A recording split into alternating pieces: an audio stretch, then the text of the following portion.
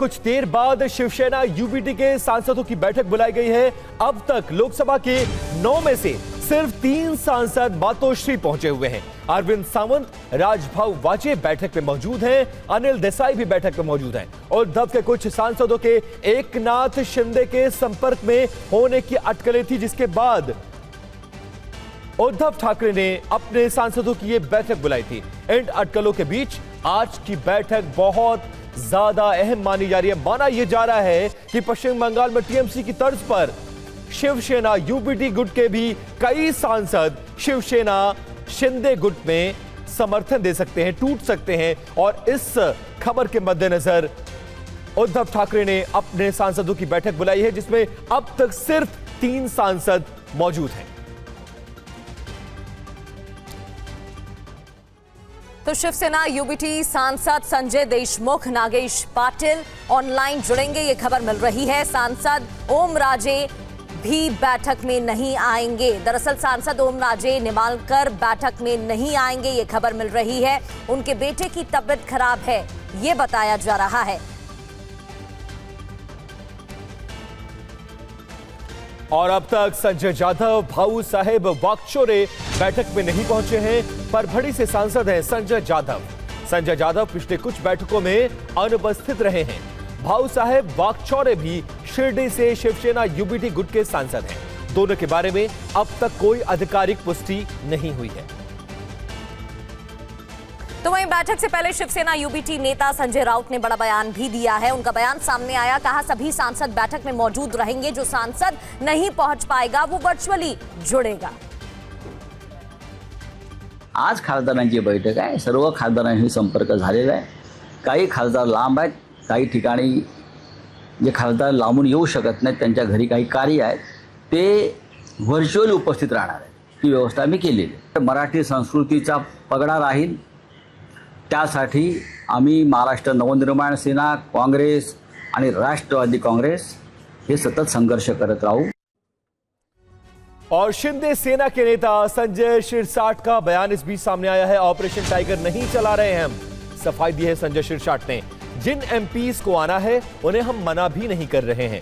Shiv Sena UBT के सांसद खुद अपने बारे में निर्णय लेंगे, ये कहना है संजय शिरसाट का। मुळामध्ये आम्ही कोणतंही ऑपरेशन टायगर करत नाही, आम्हाला त्याची आवश्यकताही नाही। परंतु उभाटातले काही लोक फुटणार आहे हे निश्चित झाल्यामुळे जाणून बुजून त्यांच्या संपर्कात आहोत किंवा संपर्क करतोय असं कोणतंही चित्र आमच्या समोर नाहीये आणि आम्ही त्या ऑपरेशन टायगर करतही नाही। परंतु ज्यांना यायचं असेल तर त्यांना आम्ही नाही सुद्धा म्हणणार नाही। और सीधे आपको लिए चलते हैं कि मुंबई, जहां पर मातोश्री के सामने से हमारे संवाददाता शुभम पांडे लाइव जुड़ गए। शुभम, 2-3 चीजें बताइए। सबसे पहला, इस बैठक का समय क्या था, बैठक को बुलाने का मकसद, अब तक कौन कौन आया है और जो नहीं आए हैं उनके बारे में शिवसेना यूबीटी गुट क्या कुछ कह रहा है, क्या सफाई पेश कर रहा है?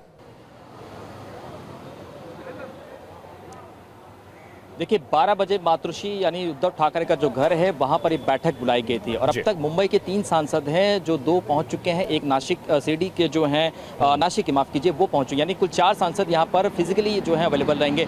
2 जो सांसद है जिनका नाम है संजय देशमुख और नागेश अस्टिकर यानी यवतमाल और हिंगोली के, ये ऑनलाइन जुड़ेंगे। और 3 सांसद जो है अनुपस्थित रहेंगे, जिसमें 2 का जो है पता नहीं चल पा रहा है। एक जो है उन्होंने पहले सूचना दी थी कि उनके बेटे इस वक्त अस्पताल में भर्ती, जिनका नाम है ओमरान निमालकर। देखिए जो 2 सांसद है इससे पहले भी कई बार मीटिंग में अवेलेबल थे, जो है अनअवेलेबल थे, और यही वजह है कि इस बार कयास लगाया जाता है कि शायद टूटकर कहीं और जा सकते हैं। फिलहाल देखिए 3 इस वक्त 4 जो सांसद यहाँ पर पहुंचना जो है पहुंचेंगे, जिसमें से एक जो सांसद संजय दीने पाटिल जो मुंबई के हैं वो फिलहाल ऑन द वे है, यानी कुल 4 यहाँ पर फिजिकली उद्धव ठाकरे के सामने जो है अवेलेबल रहेंगे। देखिए ये जो बैठक बुलाई गई थी, जो खबर चली थी कि टीएमसी के सांसदों ने बगावत की, उसके बाद यहाँ पर भी ऑपरेशन टाइगर की चर्चा हो रही थी। कई सांसद एकनाथ शिंदे के संपर्क में थे और इसी वजह से उद्धव ठाकरे को शायद ये डर था कि उनके 9 सांसदों में कहीं टूट न पड़ जाए, क्योंकि पार्टी पहले से टूट चुकी है, विधायक टूट चुके थे। इस बार हालांकि जो 2024 में विधानसभा चुनाव हुए उसमें अच्छे खासे नतीजे भी नहीं आए, बीएमसी चुनाव हार गए हैं। इसी वजह से कहीं टूटकर कोई और ना चला जाए, इसी वजह से ये बैठक जो है बुलाई गई थी। लेकिन फिलहाल बैठक में स्थिति आप देख लीजिए, 2 ऑनलाइन जुड़ रहे हैं, 4 यहाँ पर फिजिकली अवेलेबल रहेंगे, बाकी 2-3 जो है वो अनअवेलेबल रहेंगे, उनसे संपर्क साधने की कोशिश की जा रही है। बाकी 2 जो फिलहाल जिनके बारे में सूचना नहीं मिल रही है, उनके फोन इस वक्त स्विच ऑफ आ रहे हैं। हालांकि देखना होगा कि अंदर क्या कुछ मीटिंग होती है, उसके बाद क्या कुछ उद्धव ठाकरे कहते हैं, इसके बाद जब सांसद बाहर निकलेंगे तभी पिक्चर क्लियर हो पाएगी आखिर 2 सांसद कहाँ हैं, कहाँ पर हैं वो, क्या वो एकनाथ शिंदे के संपर्क में हैं, क्या कोई बातचीत जो है बनी है, क्या कुछ खटपट चल रही है। कई सारे सवाल इस वक्त उन 2 सांसदों को लेकर इस वक्त कुछ चल रहा है, क्योंकि जिस तरह से एकनाथ शिंदे ने उद्धव ठाकरे का साथ छोड़कर अपनी नई शिवसेना बना ली थी, इसी वजह से ये 2 सांसदों के मन में वही सवाल है कि क्या उद्धव ठाकरे समझ नहीं थे, क्या पार्टी के कामकाजों को लेकर वो खुश नहीं है। कई सारे सवाल हैं जिसका जवाब जो है वो सांसद दे सकते हैं या उद्धव ठाकरे खुद दे सकते हैं कि आखिर उन्हें छोड़कर लोग क्यों जा रहे हैं। बिल्कुल शुभम, और देखने वाली बात है आज की बैठक में संजय जाधव की मौजूदगी पर भी सबकी नजर रहेगी। कितने सांसद पहुंचते हैं, कितनी ताकत है, वो आने वाले वक्त में बैठक के बाद क्लियर हो जाएगा। बहुत बहुत शुक्रिया आपका तमाम जानकारी के लिए। बढ़ते आगे और एक और बड़ी खबर का रुख करते हैं। देहरादून में हत्या के अभियुक्त के खिलाफ एक्शन लिया गया। दरअसल प्रशासन ने अभियुक्त के घर पर बुलडोजर चलाया है। वो तस्वीर भी आपको दिखाएंगे जहां अभियुक्त के घर को बुलडोजर चलाकर गिराया गया है। ये देखिए तस्वीरें, अभियुक्त के घर पर बुलडोजर चलाया गया है। इससे पहले कई सीसीटीवी तस्वीरें भी सामने आई थी जहां विनोद की हत्या करते हुए कई हमलावर नजर आ रहे थे। इसके बाद एक्शन की मांग उठाई गई। परिजनों की तरफ से तो एनकाउंटर की मांग तक की जा रही है।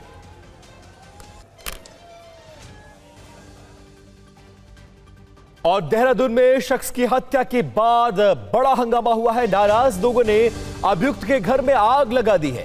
विनोद नाम के शख्स की आपसी विवाद में हत्या की गई थी।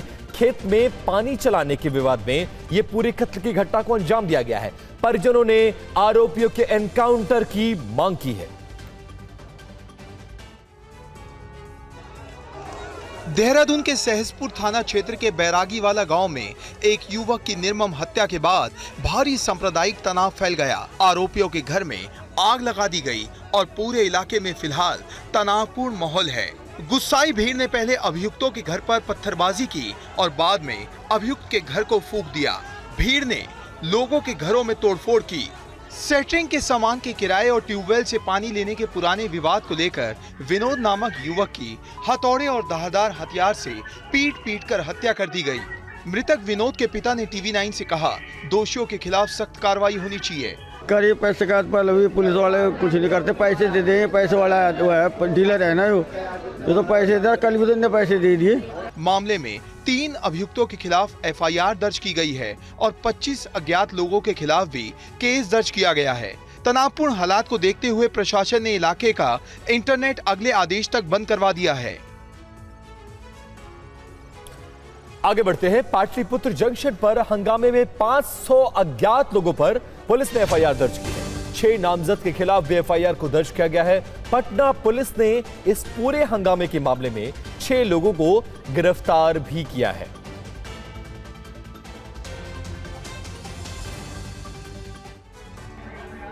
रेलवे स्टेशन पर यह बवाल, छात्रों का हंगामा और तोड़फोड़ के बाद RPF और बिहार पुलिस का यह एक्शन पटना के पाटलिपुत्र रेलवे स्टेशन पर देखने को मिला। जानकारी के मुताबिक ये सभी छात्र बिहार मध्य निषेध विभाग की परीक्षा देने के लिए आए थे, लेकिन इन्हीं में कुछ छात्र ट्रेन के लेट होने और रेलवे की व्यवस्था से नाराज होकर हिंसक हो गए। बार मतलब एडमेंट होकर के कि हमको कैंसिल ही कराइए एग्जाम, उससे ये नहीं लग रहा था कि वो एग्जाम देने के लिए ज़्यादा उत्सुक हैं, बल्कि उससे ये लग रहा था कि एग्जाम किसी तरह से वो कैंसिल कराना चाहिए। छात्रों के हिंसक प्रदर्शन में IG समेत कई अफसर घायल हो गए। हालात ऐसे बन गए कि छात्रों को काबू करने के लिए पुलिस को आंसू गैस के गोले दागने पड़े, बचाव में हवाई फायरिंग करनी पड़ी। जो जाना चाहते हैं छात्र, उनको भी रोका गया। इस प्रकार की जो इश्यूज आने के चलते हम लोग फिर माइंड फोर्सेस करना। हालांकि अब स्थिति पूरी तरह सामान्य है, लेकिन इससे पहले रात भर रेल रूट प्रभावित रहा।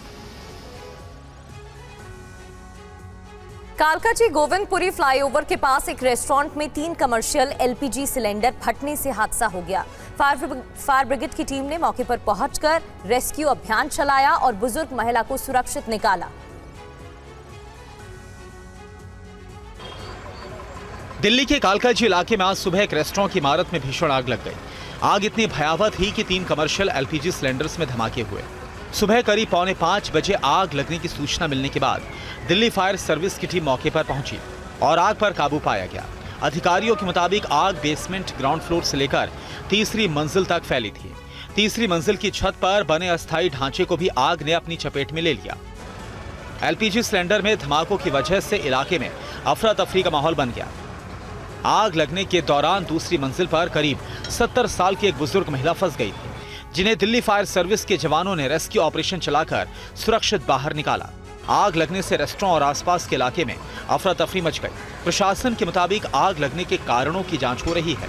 पुलिस का कहना है कि दोषी के खिलाफ सख्त कार्रवाई की जाएगी। राहत की बात यह है कि समय रहते किए गए रेस्क्यू ऑपरेशन के चलते बड़ा हादसा होने से टल गया। और दिल्ली के गोविंदपुरी अग्निकांड में अब एक नया मोड़ सामने आ गया है। पुलिस जांच में पता चला है कि यह अग्निकांड हादसा नहीं बल्कि एक सुनियोजित साजिश थी। पूरी रिपोर्ट देखिए। इमारत में लगी आग मामले की शुरुआत में पुलिस ने लापरवाही से मौत के तहत केस दर्ज कर मामले की जांच शुरू की थी। जांच के दौरान सीसीटीवी कैमरों की फुटेज में दिखा कि एक महिला आग लगने से कुछ समय पहले बिल्डिंग में जाती दिख रही है। इसके बाद पुलिस को शक हुआ कि आग जानबूझकर लगाई गई। पुलिस ने जांच के आधार पर 17 साल की नाबालिग को हिरासत में लिया, जिसने पूछताछ में बताया कि सरिता नाम की महिला ने उसे पेट्रोल और माचिस देकर इमारत में रहने वाले दीपक की स्कूटी में आग लगाने के लिए उकसाया था, क्योंकि दीपक और सरिता के बीच पैसों को लेकर विवाद चल रहा था। आगे की जांच में पता चला आगजनी की पूरी साजिश निरंजन और उसके भाई राजकुमार ने रची थी। दोनों किसी पुराने निजी विवाद का बदला लेना चाहते थे। इसके बाद पुलिस ने मामले में आपराधिक साजिश, गैर इरादतन हत्या, हत्या की कोशिश, आग लगाकर नुकसान पहुंचाने और रात में घर में घुसने जैसी गंभीर धाराएं जोड़ दी। नाबालिग समेत सभी 4 आरोपियों को हिरासत में ले लिया गया है। पुलिस का कहना है मामले की जांच अभी जारी है। और आगे बढ़ते हुए अब बात हिमाचल प्रदेश के शिमला की करते हैं। शिमला में हत्या की सनसनीखेज वारदात सामने आई है। प्राइवेट स्कूल की एक महिला डायरेक्टर की गोली मारकर हत्या कर दी गई। देखिए। शिमला के संजौली इलाके में दिन दहाड़े हुई इस वारदात से पूरे शहर में दहशत का आलम है। मृतका की पहचान मीनाक्षी मित्तल के रूप में हुई है, जो एक निजी स्कूल में प्रबंधन का काम देख रही थी। पुलिस से मिली जानकारी के मुताबिक स्कूल परिसर के गेट के पास ही मीनाक्षी मित्तल पर ताबड़तोड़ गोलियां चलाई गई। अज्ञात हमलावरों ने मीनाक्षी को 3 गोलियां मारी, जिससे उनकी मौके पर ही मौत हो गई। और वीकेंड में सोमवती अमावस्या के स्नान के चलते धर्मनगरी हरिद्वार में श्रद्धालुओं की भारी भीड़ पहुंच रही है। इसके चलते यहां पर कई रास्तों पर ट्रैफिक जाम जैसे हालात बने हुए हैं। रिपोर्ट देखिए। सैकड़ों गाड़ियों की यह तस्वीर देवभूमि उत्तराखंड के हरिद्वार की है, जहां पर वीकेंड और सोमवती अमावस्या के चलते लाखों लोग पहुंच गए। इसके चलते यहां पर हाईवे पर ट्रैफिक जाम जैसे हालात बन गए। सभी पार्किंग भी फुल नजर आ रही हैं। लोग अपनी निजी गाड़ियों से पहुंचे और इसके चलते कई रास्तों पर बहुत ज्यादा दबाव देखा जा रहा है। हरिद्वार दिल्ली हाईवे और बिजनौर हाईवे पर गाड़ियों की काफी लंबी कतारें नजर आ रही हैं। भीषण गर्मी के बीच गाड़ियां रेंग रेंग कर चलती नजर आ रही हैं। हालात से निपटने के लिए पुलिस और ट्रैफिक पुलिस लगातार सड़कों पर तैनात है। भीड़ और ट्रैफिक को नियंत्रित करने के लिए अतिरिक्त पुलिस बल भी लगाया गया है। प्रशासन का दावा है कि वो हर तरह के हालात से निपटने के लिए तैयार है। और देहरादून में फिर लोगों का हंगामा देखने को मिल रहा है। भीड़ ने पुलिस पर पथराव किया है। हत्या से गुस्साए लोगों ने पत्थरबाजी की है। बड़ी खबर आपको बता रहे हैं। देहरादून में एक बार फिर से लोगों का हंगामा, पुलिस पर पत्थरबाजी की गई है। हत्या से गुस्साए लोगों ने पत्थरबाजी की। पुलिस ने भीड़ पर लाठीचार्ज किया है। ये तस्वीरें देखिए। पुलिस की टीम लाठी लेकर यहां पर मौजूद दिखाई दे रही है। भीड़ को काबू करने की कोशिश जारी। पुलिस हालांकि बैकफुट पे पुलिस को आना पड़ा और पुलिस ने भी अपनी जान बचाने के लिए पीछे हटी थी, लेकिन अब एक बार फिर पुलिस आगे बढ़ी है और जो ये अब जो माहौल को ख़राब कर रहे हैं, जो पथराव कर रहे हैं, या ये कह सकते हैं कि इनमें कुछ जो असामाजिक जो तत्व हैं जो माहौल को बिगाड़ने की कोशिश कर रहे हैं, उन्हें भी अब पुलिस जो है उन्हें भी चिन्हित कर रही है, ताकि जो यहाँ का जो माहौल है, जो सौहार्द है, शांति व्यवस्था है, वो जो है यहाँ पर लगातार बनी रहे। देहरादून के विकास नगर से TV9 भारतवर्ष के लिए अवनीश पाल। और अब आगे बुलेटिन में वक्त है TV9 ऑटो शो का।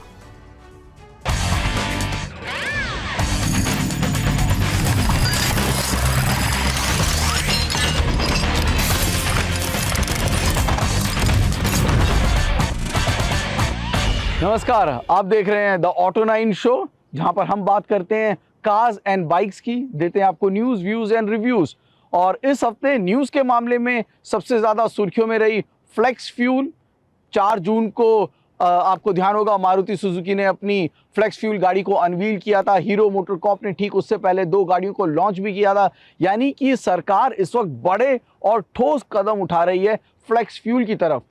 कोशिश ये है कि साल के अंत तक E85 कंप्लायंट 500 फ्यूल स्टेशन बनाए जा सके और 2030 तक ये संख्या को 5000 तक ले जाया जा सके। यानी कि अब फ्लेक्स फ्यूल पेट्रोल, डीजल और इलेक्ट्रिक के बाद शायद सबसे ज्यादा सुर्खियों में रहेगा। लेकिन इसके अलावा भी बड़ी सारी खबरें हैं जो कि सुर्खियों में हैं। तो शुरुआत कर लेते हैं स्पीड न्यूज के साथ।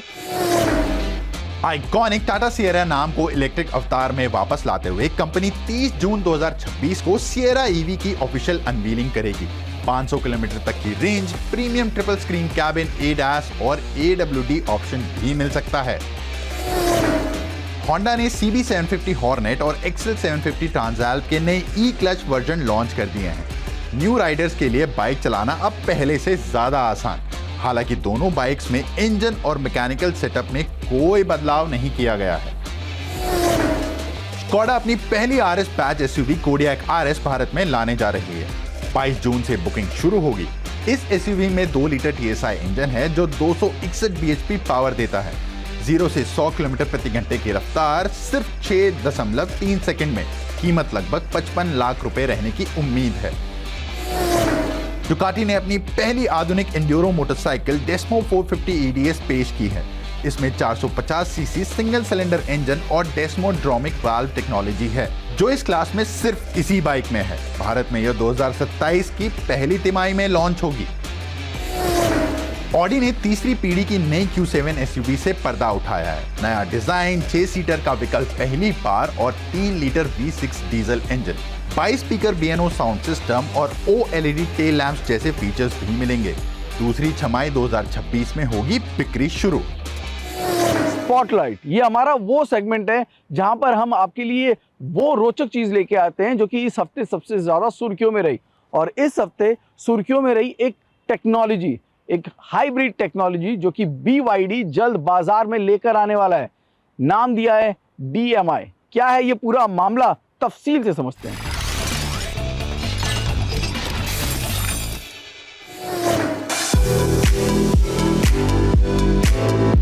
सोचिए, एक ऐसी गाड़ी जो सुबह दफ्तर तक बिजली पर चले और वीकेंड पर पेट्रोल का हाथ थाम ले। ना चार्जिंग की टेंशन, ना पेट्रोल पंप की लाइन। ये सपना नहीं, ये है BYD का नया दाव CLU DMI टेक्नोलॉजी के साथ। भारत में अब तक प्लग इन हाइब्रिड टेक्नोलॉजी एक एलीट खेल था, 1.5 करोड़ से ऊपर की गाड़ियों का शौक। लेकिन BYD इंडिया ने अब वो दरवाजा खोला जो मेन स्ट्रीम बायर्स के लिए बंद था। CLU DMI, ये BYD की पहली प्लग इन हाइब्रिड है। भारत के लिए ये सिर्फ एक नई गाड़ी नहीं, ये है एक नई सोच।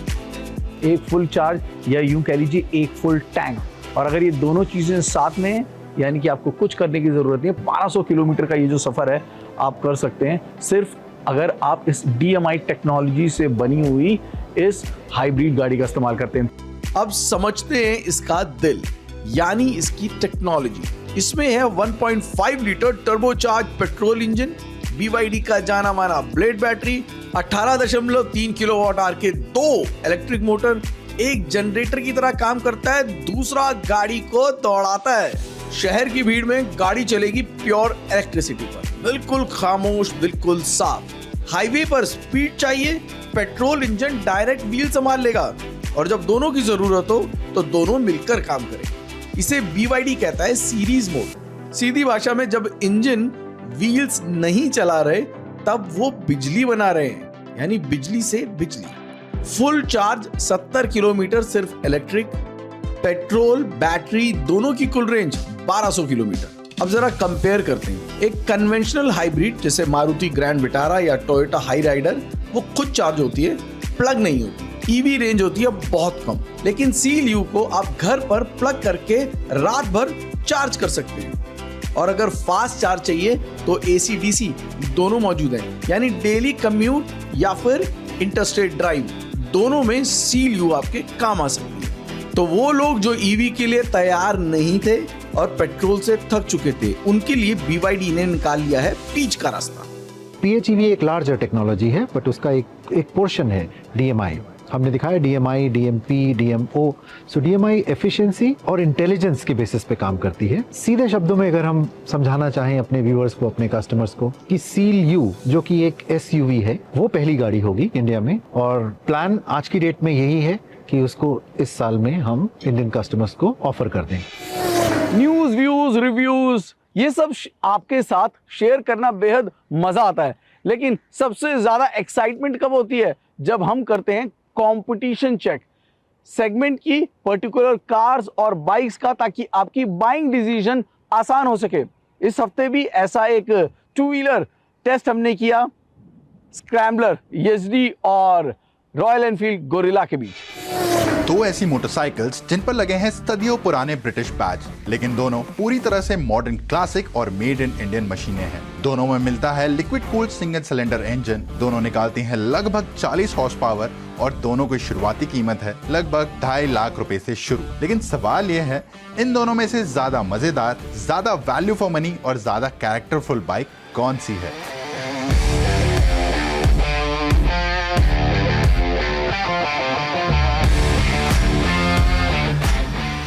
तो सबसे पहले बात कर लेते हैं स्क्रैम्बलर 400X के डिजाइन की। क्लीन, रेट्रो मॉडर्न डिजाइन और fit and finish is top notch. अगर इस सेगमेंट में मैं किसी क्वालिटी फिट फिनिश की बात करूं तो nobody can beat Triumph. Royal Enfield Gorilla 450 के अंदर आपको मिलते हैं chunkier and move muscular design language, और साथ ही साथ इधर आपको मिलता है एक वाइडर टैंक और wider tail section for better road presence. Riding की बात करें तो गोरिल्ला का हैंडल बार ज्यादा चौड़ा है, फुटपेक्स थोड़े स्पोर्टी हैं और इसका सस्पेंशन भी ज्यादा मजेदार फील देता है। कॉर्नर्स में ये बाइक ज्यादा एग्रेसिव और फन लगती है। वहीं ट्रायम्फ ज्यादा सॉफ्ट और सिटी फ्रेंडली बाइक है। इसका क्लच हल्का है, इंजन ज्यादा स्मूथ है और ट्रैफिक में चलाना आसान है। नई स्क्रैम्बलर पहले से ज्यादा रिफाइंड, स्मूथ और फ्यूल एफिशिएंट महसूस होती है। रॉयल एनफील्ड गोरिल्ला 450 बिल्कुल अलग पर्सनालिटी लेकर आती है। इसका 450 सीसी शेरपा इंजन इसकी सबसे बड़ी ताकत है, जो स्ट्रॉन्ग पावर डिलीवरी और तेज एक्सेलरेशन देता है। रॉयल एनफील्ड ने इसमें lower handle bar, committed riding position और रोड बायस टायर जैसे बदलाव किए हैं, जिससे ये पहले से ज्यादा स्पोर्टी और इंगेजिंग महसूस होती है। हाईवे पर ट्रायम्फ थोड़ा ज्यादा रिफाइंड महसूस होती है। वहीं गोरिल्ला में 100 के बाद वाइब्रेशंस आने लगती हैं, लेकिन गोरिल्ला का शेरपा 450 इंजन ज्यादा कैरेक्टरफुल और एक्साइटिंग लगता है। खासकर 3000 RPM के बाद इसका पंच काफी मजेदार है। फीचर्स की बात करें तो ट्रायम्फ में USD फोक्स ट्रैक्शन कंट्रोल और इमोबिलाइजर मिलता है। वहीं गोरिल्ला में राइडिंग मोड्स, TFT डिस्प्ले का ऑप्शन मिलता है। तो यहाँ पर कोई भी क्लियर विनर नहीं है, ये सब डिपेंड करता है आपकी राइडिंग प्रेफरेंसेस पर। स्क्रैम्बलर 400X में आपको मिलता है एक स्मूथ और रिफाइंड इंजन, तो अगर मैं क्वालिटी की बात करूं तो इससे ऊपर की कोई चीज ही नहीं बनी। गोरिल्ला 450 है one of the most fun to ride motorcycles in this segment. साथ ही साथ इधर आपको मिलता है सेगमेंट का बेस्ट सस्पेंशन सिस्टम, जो कि बहुत अच्छे तरीके से ट्यून हो रखा है। अगर आपको चाहिए रिफाइंड, प्रीमियम और डेली फ्रेंडली मोटरसाइकिल तो स्पीड 400 ज्यादा समझदारी वाला ऑप्शन है। लेकिन अगर आपको चाहिए ज्यादा कैरेक्टर, ज्यादा फन और ज्यादा रोड प्रेजेंस तो गोरिल्ला 450 दिल जीत सकती है। कॉम्पैक्ट SUV वो सेगमेंट जहां पर 14% की दर से ग्रोथ देखी जा रही है और 14 लाख से ज्यादा यूनिट उस सेगमेंट में बिकती हैं। जिस गाड़ी ने शुरुआत करी थी वो गाड़ी 2022 में चली गई और 26 में दोबारा लौट के आई। क्या वापसी पे वो गाड़ी कुछ कर सकती है? मैं बात कर रहा हूं रेनॉ डस्टर की। आप सही समझें, क्या रेनॉ डस्टर में अब वो चीजें मौजूद हैं जो कि उसको इस सेगमेंट में बचाए रख सके या लोगों की बाइंग कंसिडरेशन में लेकर आ सके? ये समझने के लिए जतिन ने रेनॉ की नई टेक्नोलॉजी या यूं कहिए नए इंजन को परखा। इंडिया में एसयूवीज की डिमांड लगातार तेजी से बढ़ रही है और उसी डिमांड को देखते हुए रेनॉ ने अर्ली दिस ईयर लॉन्च करी थी अपनी न्यू जनरेशन डस्टर। हम इसका 1.3 लीटर टर्बो पेट्रोल वर्जन चला चुके हैं। इस वाली में स्पेशल ये है कि इसके अंदर आपको मिलता है 1 लीटर का टर्बो पेट्रोल इंजन, जो कि 1.3 से काफी सस्ता भी है।